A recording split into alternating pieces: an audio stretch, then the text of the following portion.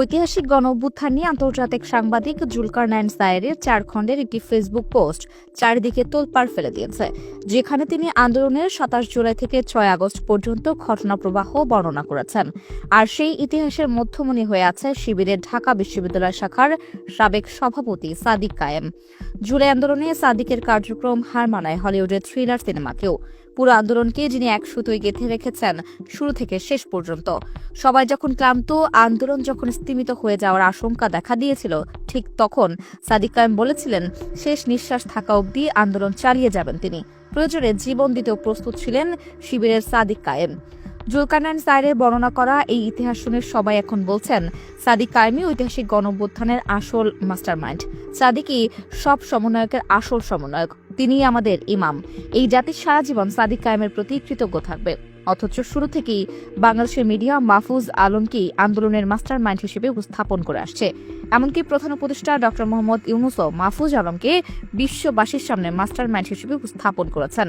যদিও মাহফুজ নিজে কখনো নিজেকে মাস্টারমাইন্ড দাবি করেননি, বরং বারংবার এই মিডিয়া হাইপকে প্রত্যাখ্যান করে এসেছেন। তবুও শুরু থেকে তার গায়েই লেগে আছে মাস্টারমাইন্ডের তকমা।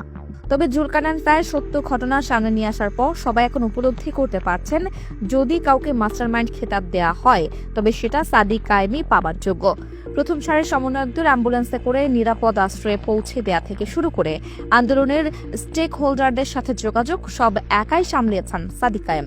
আন্দোলনে নেতৃত্ব দেয়া বাকি সমন্বয়করা প্রায় সবাই কোনো না কোনো সময়ে এক দফা দাবি দিতে দ্বিধাদ্বন্দ্বে ছিলেন অনিশ্চিত ভবিষ্যতের ভয়ে। একমাত্র সাদিক কায়েমই দৃঢ় বিশ্বাস নিয়ে অটল ছিলেন।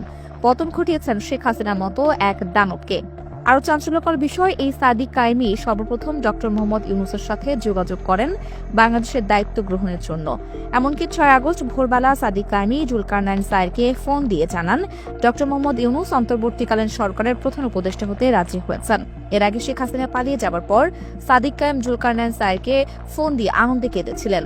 আন্দোলনের সবচেয়ে গুরুত্বপূর্ণ ভূমিকা রাখার পরেও নিরহংকারী সাদিক কায়েম নিতে চাননি কোনো ক্রেডিট, দাবি জানাননি কোনো উপদেষ্টা হবার। আবার আগের মতো মিশে গিয়েছেন তার শিবিরের ভাইদের সাথে। তবে যতদিন জাতি এই গণঅভ্যুত্থানকে ধারণ করবে, ততদিনই সাদিক কায়েমের নাম উচ্চারিত হবে আন্দোলনের সেনাপতি হিসেবে।